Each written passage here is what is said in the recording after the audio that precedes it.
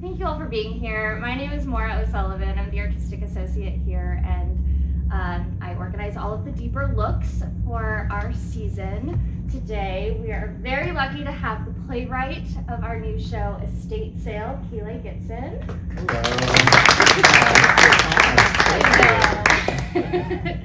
So we'll get started. I'll get a little background on the piece, and then we'll open it up to audience questions about halfway through. So keep them in your notepad in your brain until we're ready. Hi, Keelay. Hi. How are you? Good. So this is a unique, deeper look in that the play actually opens today officially. Yeah. It's been in previews all week. So some of our audience has seen it and has not. Has anyone seen the show yet? Okay, a couple. We're like 50-50. Great. So no huge spoilers. We're all gonna, we'll be okay. But this is a big, exciting day, a world premiere. World premiere. How does it feel? I'm excited and scared. If anyone knows, to quote Sondheim, I'm excited and scared.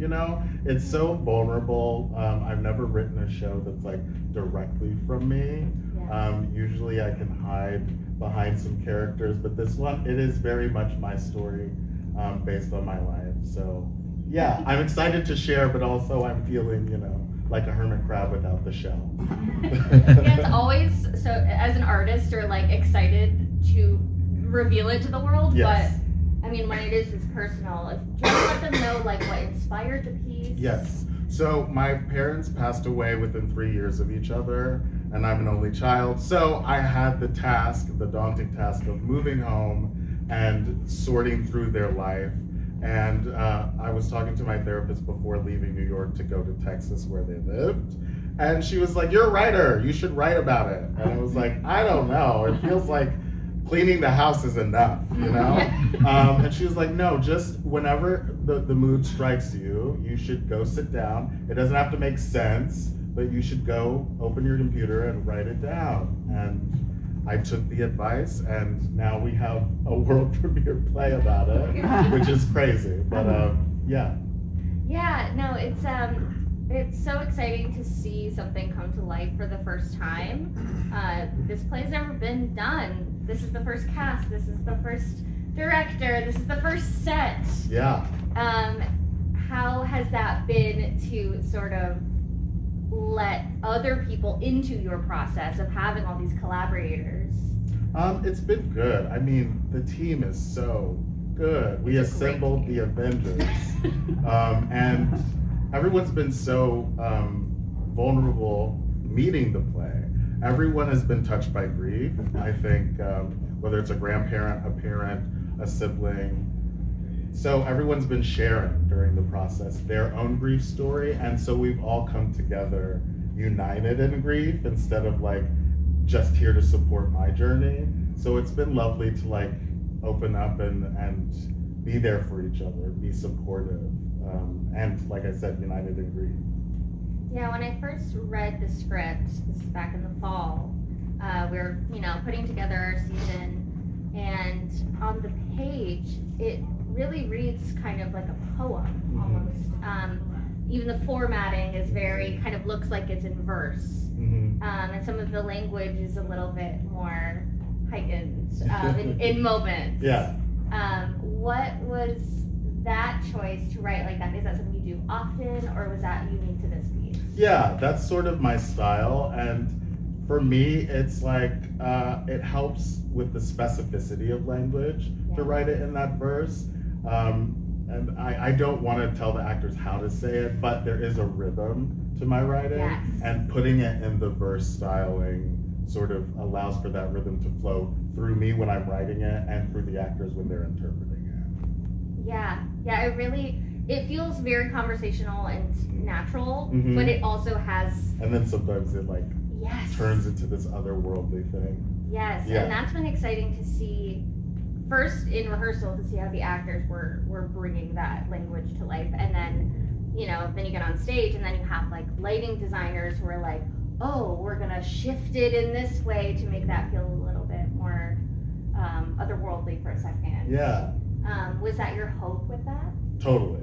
I feel like this is like a poem, a dedication, a eulogy in a play. And so the fact that everybody understood that in reading it and then translated that into their design, when you see the play, it is between worlds. And that's what I hoped to do, because the veil is very thin sometimes between this world and the next one. Yes. Yeah. And I feel like that's also, it's inherently theatrical piece. Yeah. Which I love. I love to see a piece that, you know, thrives in this medium.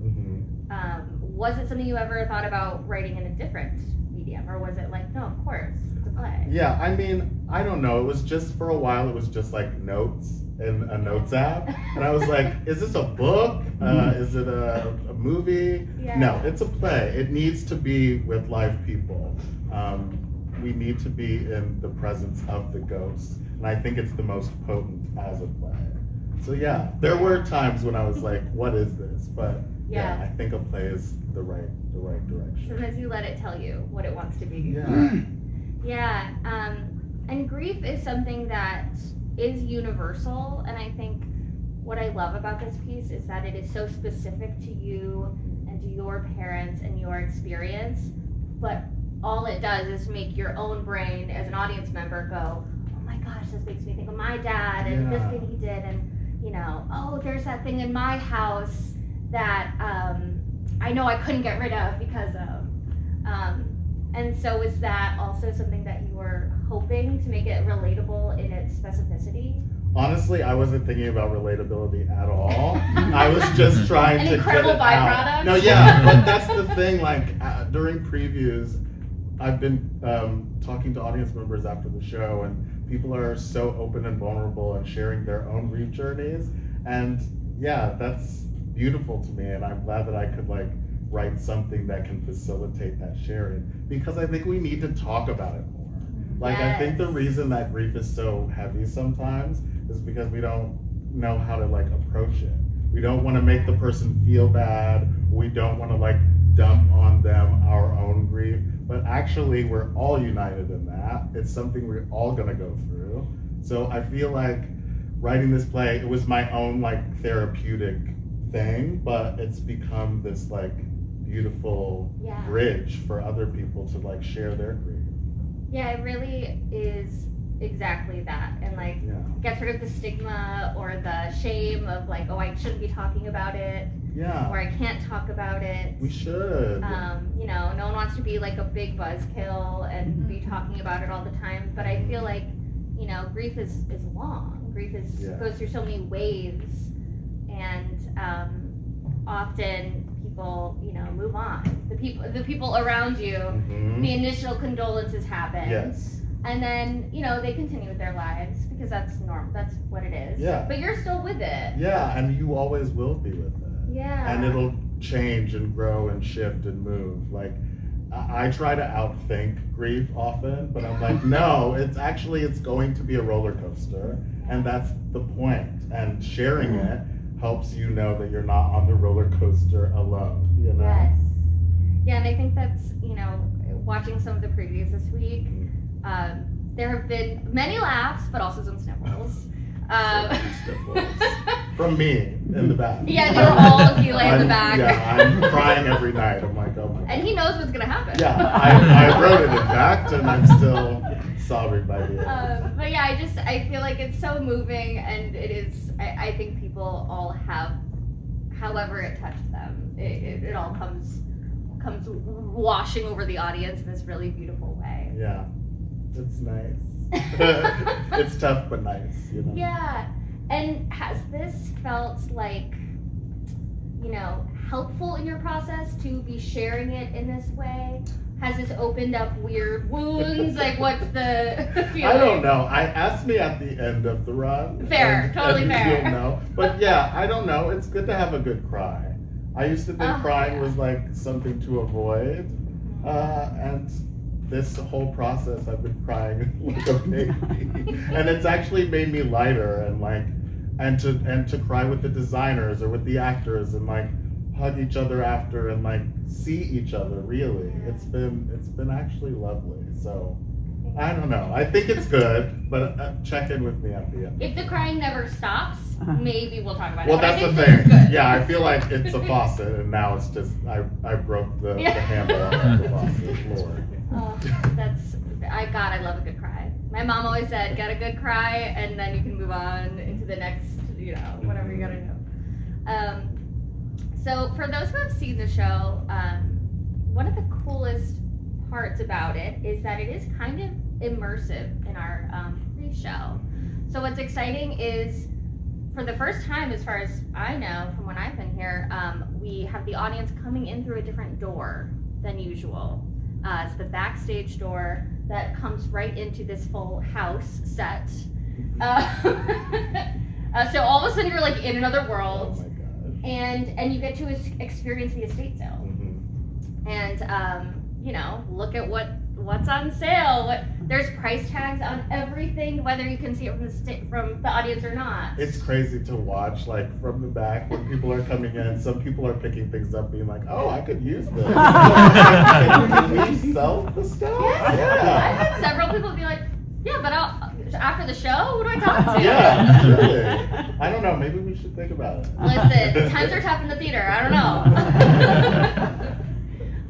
Was that something that you came in thinking about, or was that something that our lovely director? Oh my God, worked Steph with Paul, you? all Steph Paul. Iconic. Steph is our director, and she's amazing. And she was like, I think they have to walk through the house so that they can feel what it felt like for you to walk into this space and be hit with this daunting task. There's all of this stuff around, and you have to do something with it, whether that be sell it, keep it, or donate it. Like, we need to put them in that experience. Yeah. And so, yeah, that was all her and our lovely designer Yoshin.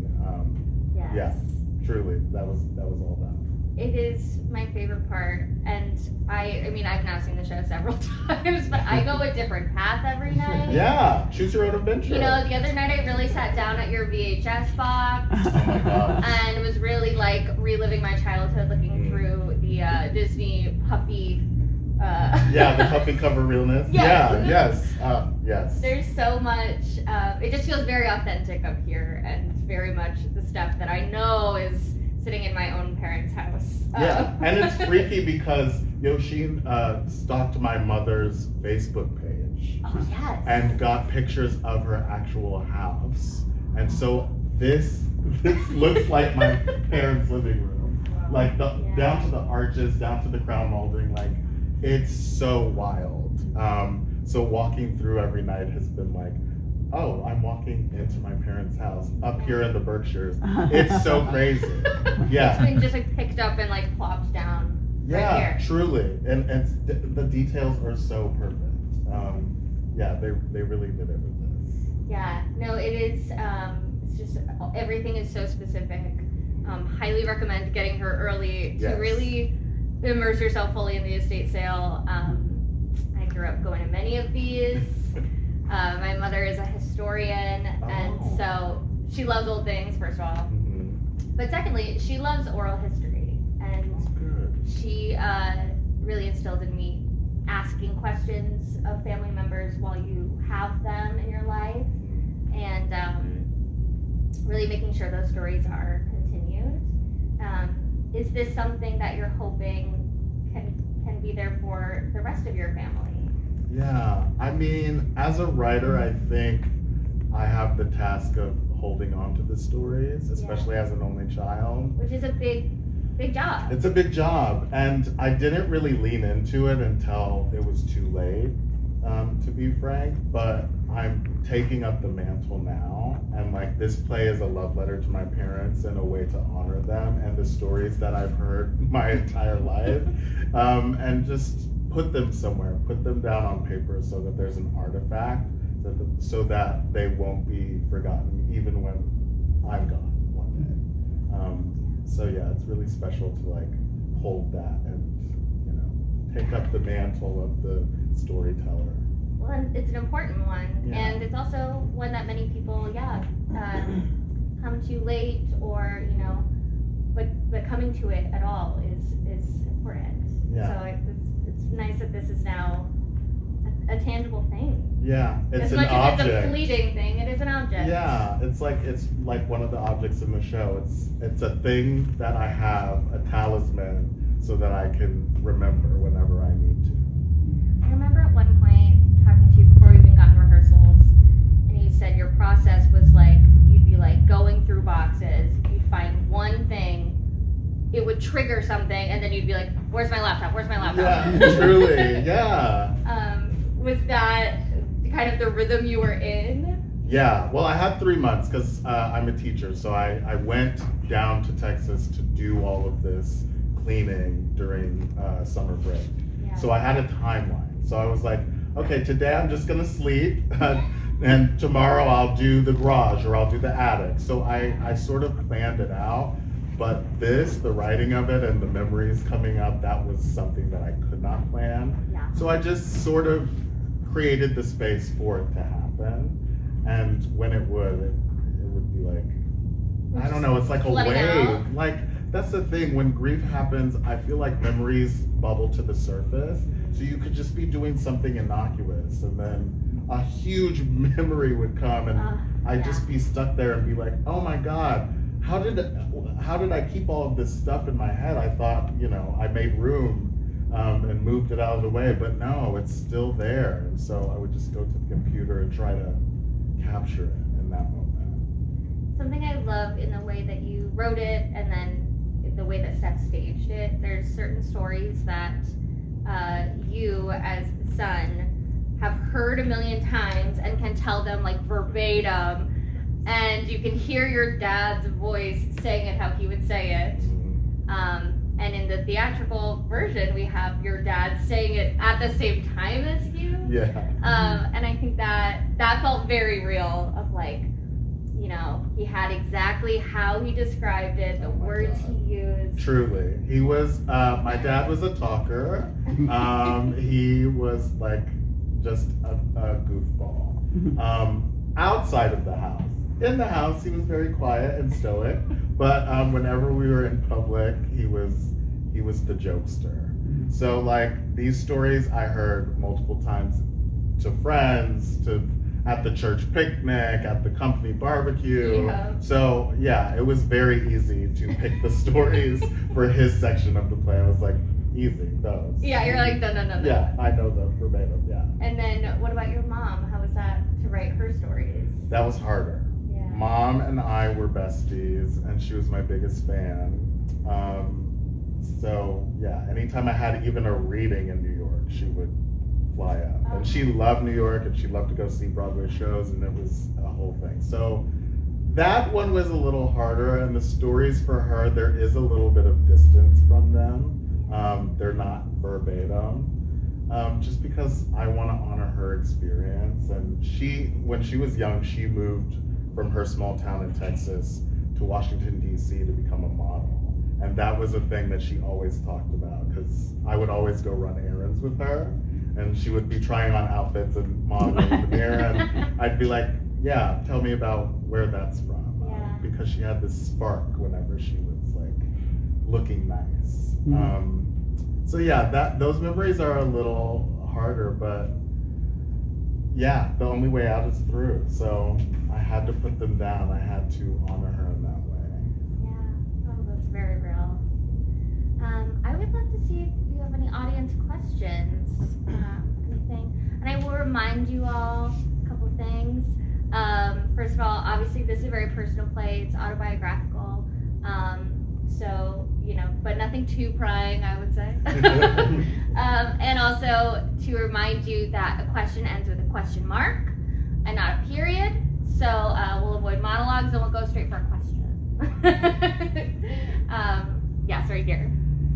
First of all, it's a beautiful play. Thank Just covered all the emotions and the joy, the laughter, the sadness, all of it. So beautiful, beautiful play. Thank you. I had a question about in the program, instead of having mom, dad titles, they're listed as qualities, I guess. What made you choose? How did you do that? Great question. Why? Yeah, that's a good question. I think it's a distancing tactic. I wanted to keep some of them for me. And so using truth for my dad, beauty for my mother, youth for my friend, and executor for the character based on me. I think it allowed me to actually go deeper by like not putting my name as the character or putting my mom's or my dad's name. I could be honest instead of trying to protect the image of them. Yeah, that's what I would say. Yeah, that's a delicate balance to base it on real people, but then have a little bit of the creative liberty to do what the story asks for and needs. Was that a difficult thing to navigate? Well, it's funny because like you talked about your mom and how she inspires you to ask questions of the people still here as a historian. I didn't ask all of the questions I wish I did. Yeah. And so in the play, the character based on me asks those questions finally. And that is not real. So I needed to distance myself, and it couldn't be Kelvin and Gwendolyn and Keelay because that didn't happen in real life. And I wanted to honor the space where creative liberty could take place. Yeah, that's lovely. That makes sense to me. Yes. Yeah. As an artist, you're going from page to stage. When you saw it in rehearsals or even in the production to this point, did you ever say to yourself, that doesn't work, I really should insert something here, and go, you're the artist, you can do it if you want, so. Yeah, totally. We've been, thankfully we have previews in the theater so that we can change things and shift things. And I'll tell you, this play from the first draft that we printed out for first day of rehearsal has changed drastically. I'm a playwright who likes to change and write as the actors inform what's going on in the room. So yeah, this play is completely different than it started out. It's the same, but it's changed in the way that we tell it. So yeah, I always change things. And I think until Friday, we were changing things. We were having rehearsal in the daytime and then they would do the show at night. And then we would learn new things and be like, great, cut this line. Actually, we're adding this line here. So yeah, it's a living, breathing process. Yeah, and it's lovely to have the playwright in the room because you were in the rehearsal, process for the few weeks leading up to even moving into the space. And so from day one, you were in it with the cast, and it was a very collaborative energy in that room. Yeah.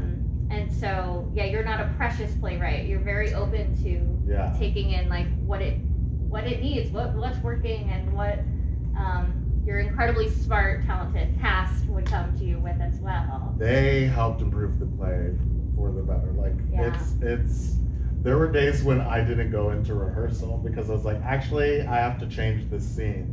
And I need to take time away and then come back tomorrow. Yeah. And they would be like, oh my gosh, that answered this question that I had previously. Like, it was super collaborative. So I can't thank the cast and staff for that. It's always helpful, I feel, with new work, to have, like, as a writer or as a director, you're looking at it as a whole. And then you bring in actors who are really mining for things for just their character. And so you end up having people asking like deep probing questions that maybe you hadn't even like thought about yet, or or hadn't thought to like put in the script yet. Or the actor playing me was always coming up to me and stuff and asking questions that made me take a look at like the way that I move and process, because I was like, you're playing essentially me, and if this beat doesn't make sense to you, but that's how I think, maybe I should be clearer about the way. How do I get there? How do I, Why do I think like this? No, truly, especially with the grieving process and him making his way through really reflected back to me that I'm still in process, the actors have been invaluable to this experience. Yeah, just have that like tunnel vision focus is very useful. Other questions? I could put more for you. So what makes the theater's decision of, here's a new work, why do we pick this new work versus another new work when Yeah. you come up with what the season is going to be? Yeah, it's quite a process, season planning. And so the artistic team, which is me and artistic director Alan Paul and the associate artistic director Brian Holdeen, we have a million scripts that are given to us, or that we we have like piles, and we want a mixture of things. But for new work, we really came into this year being like, we want to really make this the focus. And so for the first time, we're doing 4 new plays in a season, which is rare in general in this industry right now, unfortunately, because they're risks. You know, we're doing noises off. We know people love that, right? But a new play is a risk, and so you just kind of go with a gut feeling. And this one was one that we read and just were like so like taken aback by. It felt really different. It felt like something that would push our audiences to experience something a little bit different. It's like cool and not totally linear and kind of otherworldly, and then we get this immersive aspect, and so we were like, okay, great, like let's like show like how this form can kind of look even different than it might have looked at Barrington stage before. How did you even get the script? It's never been produced. Yeah. So this one, they come to us in many different ways. They can come Did you from the send playwright one? himself. It could come through a friend who knows someone at the theater. It could come through an agent, or it could be something that we go out and see a reading of, and say, oh wait, we love this. This one came through your personal connection. Can you tell about that? So my best friend of 20 years, we met in college. He is married to Greg, who works at the theater. He's our executive director. And I passed the script to Greg, who passed it then to Alan. And the rest is, as they say, history. And then I had the script in my hands and I said, this is great. Where do we get this? But it's tough, you know, we read, particularly me, I'm kind of the first line of defense on scripts, and so I read hundreds of scripts a year. But somehow there's always like this magic of things start to like fall into place when we're making the season and being like, oh, we have such a strong gut reaction. All 3 of us love this piece. Let's plug this in. Okay, great. So like what can balance that? What can go opposite that? What can be in conversation with that piece? And I just think this is such a special one that deserves to have the time and resources to come to life. So yeah, what does it mean as a playwright to have your world premiere? I mean, that's... Oh my gosh, don't ask me, it's opening day. Like, I know, it's a vulnerable day. Yeah, it's still happening, but yeah, I'm excited and scared. Sounds like another play. Yes, Yeah. this whole experience could be another play. A play within a play within a play, it could just go on. We're gonna do a whole series. Yeah. Come back for the next installment of the saga. Questions? Yes. Hi, Keelay. Hi. I'm curious if you can talk about the process of deciding what stories didn't make it into the play, like things that came up in the cleaning and moving out, but didn't land on the stage. I think, again, it's the distancing thing. I wanted to share the things that made me who I am through my parents' stories, but I wanted to keep the things that were like super special and specific to me.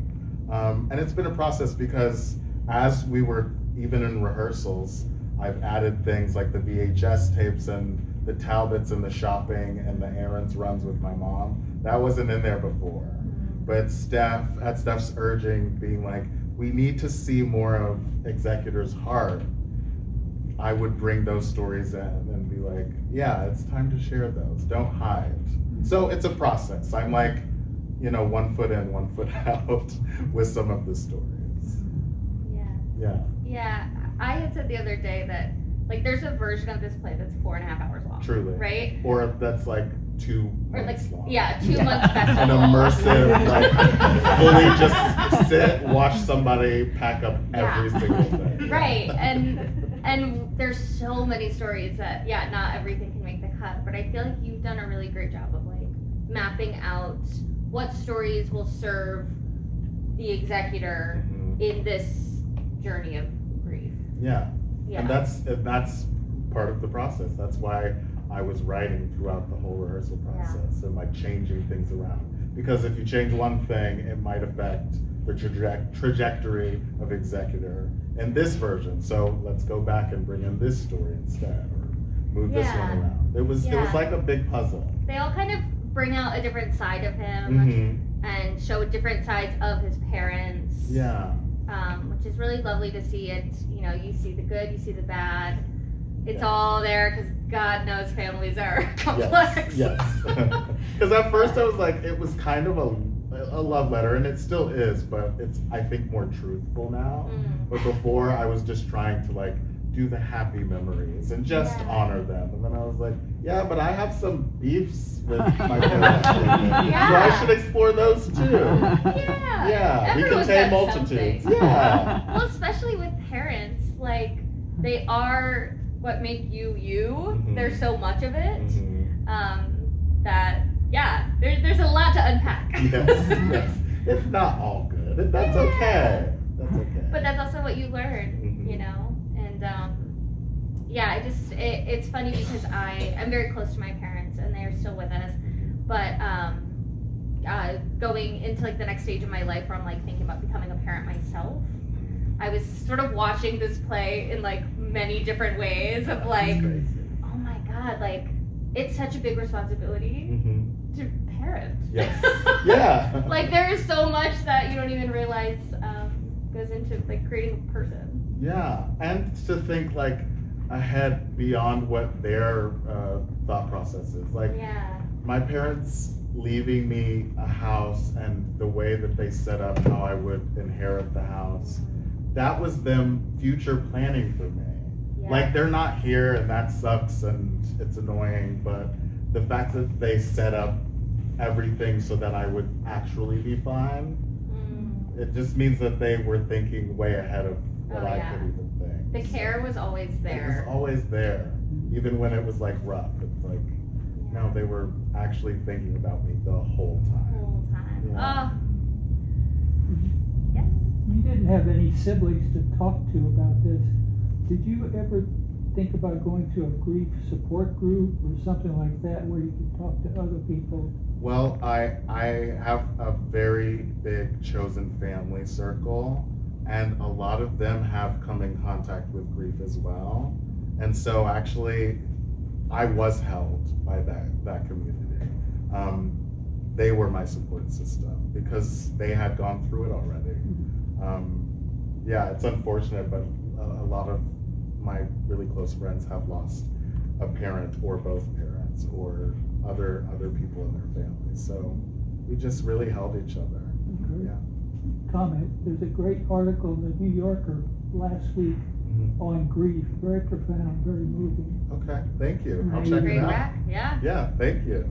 Yeah, I was researching a lot going into just doing the show about like the psychology of like stuff, and I think it's so interesting to talk about feelings and stories via the tangible stuff, which to anyone else can look like junk, but to you can look like the most important thing in this house. And knowing what to let go and what to let have its next, you know.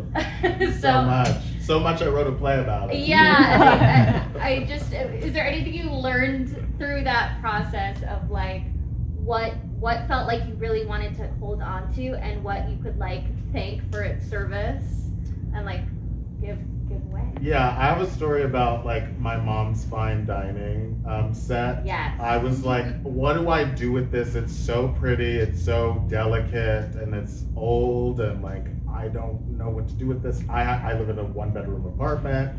Right. I don't have a dining room table. What am I gonna do with this? This is a big millennial issue where like a whole generation of people were like, we're not throwing dinner parties in the way that our parents were. Not with all of the things. All the the teacups things. with the saucers and Oh my it was a whole thing. And my friend who helped me come like take things away was like, why don't you just use it for your regular plates? And I was like, no, I can't. They're so precious. And he was like, Special. they're plates.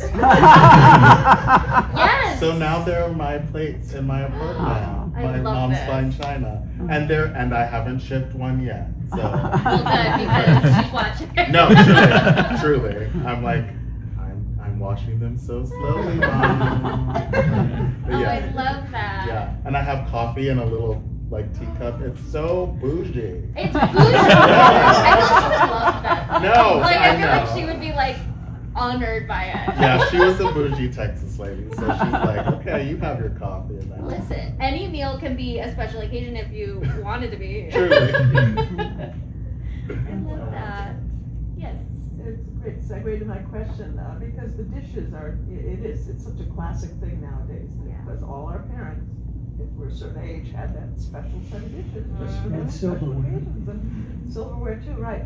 So, and I loved how in the play, how you know, like, you were ready to throw something out, and then, I forget what your friend's title was, but You. Youth. you, yes, you, and all of a sudden you changed your mind because it triggered memory, Mhm. which is just, again, I think so profound, because it does happen. But now that it's all behind you, or the physical part is behind you, do you feel like, how did you end up, did you end up keeping a lot of, and if it's too personal, don't answer, but did you keep a lot of things, or how did you come to terms with those conflicting emotions versus the practicality? Good question. I don't know. I think that's why I'm crying every night. It's because I'm still coming to terms with it. Like, I did let go of a ton of stuff. Like, my mom had this white furniture set in the formal living room, very dated, and we couldn't sit on it because it was white. And I was like, what am I gonna do with this? That was very easy to get rid of. And it was in pristine condition. Yeah, it was pristine, but I was like, I don't want this white furniture, and nobody on Facebook Marketplace wanted it, so it was like, well, it's time to go. But she had like these Black American artists like prints around the house that I really wanted to keep. But I don't have enough room, so some of it I had to give away, and I just sat with it. Or I'd listen to a song that reminded me of my mother, or I'd just look at it, or I took a picture, or I'm like, one day I'm going to get that print and hang it up when I have a house. So it's a process, and I'm still going through it. And I think it's not the final part of the process, but it is a chapter that I can, once this show closes, I can be like, that chapter is done, and now we're opening a new chapter in my grief journey, and it'll be something different. Yeah. I'm curious, someone had asked me earlier, what happens with this play after Barrington? Is it done? Do you change things, or what do you hope for the life of it? What does that look like on your end? I don't know. Let's take it to Broadway. Sold. If you know anyone, give me a call. No, I think this play will have another life somewhere because, like I said, grief touches everyone, and I think the audience reaction to this show is so special. Yeah. It can't be the end. So my fingers are crossed. Do you anticipate changing anything in the script based on what you learned here? Oh my God. Do you feel like it's done, it's closed, I'm good? No, it'll change. It'll change. I have so many stories that I can add in. Yeah. And the show is very cute, and it's an hour, I think 7. She's brief, she's short and sweet. It's very short and sweet right now. And I think that is good for me in this moment, but I could see me putting a couple more stories in there and seeing what that unlocks. Yeah. Yeah. Exciting. Yeah, I'm excited. Artists are never like, yeah, I'm done. The painting's done, the play is done. Yeah. No, we always want to be like, well, what if we just tinker a little bit more? Why not? And then you never know. That's what's so exciting, especially with a new play. Yeah. August Wilson used the first couple of productions to shape his play. Yeah. He wasn't done, so you've got a couple more before you can True. decide to, bless it and put it away. Yeah. And like, I'm still alive, so I can work on my art as long as I want to. I love it. All right, well, I just want to take one more question, and then I will let you have your Sunday. So we've got up here. Hi. My burning question is in the context of how much of this stuff were you already familiar with? I have my own thing going on, like, wow, cleaning it all out. I haven't seen 3/4 of this stuff I'm discovering, and it's fascinating. But in your case, in a pie graph, how much had you ever seen before, and what was? I saw most of it. Like, So I you would were say like familiar. 85% Oh of the wow, stuff that's in a the lot. house was stuff that was in the house when I was growing up. And then there was like replacement stuff that looked exactly like my dad's chair. It had died, and so they got a new recliner that was a leather one. So that's the one that you see up here. But he had several recliners, but they were always in the same spot. You know. Yeah. Such a dad thing. Yeah. So it's like, oh, it's not the one I remember, but it's the same vibe. Yeah. Yeah. Yeah, no, it's funny. There's a concept called Swedish death cleaning. I don't know if you guys know about this, but the Swedes are really like not afraid of death culturally in the same way that we are here, and they really encourage people that while they're living and while they're able to like go through their homes and make it easier on their families for one day when they have to take over, and it's morbid but also kind of beautiful. And I just think about, you know, all the things that I know there's a million things in my parents' attic. And my mom has been on this Swedish death cleaning thing, and she's like, I'm like, you need to tell me what's important and what's just an antique you bought at a estate sale. Right. You know, like, is it your mother's or is it just a thing you liked because it went with something that you have? Exactly. It just helps. Yeah, so it's hard if you haven't seen it all or know it all. Yeah. Yeah, it's interesting. Stuff is so wild. Stuff matters until, gosh, it really doesn't. Yeah, that's true. And we get to make meaning of this stuff. Yes. So if it doesn't serve you, it's the Marie Kondo thing. Yes. If it doesn't spark joy, let it go. Let it go. Yeah. Thank you for your service. Mhm. Love that. Well, thank you, Keelay. Of course. Thank you.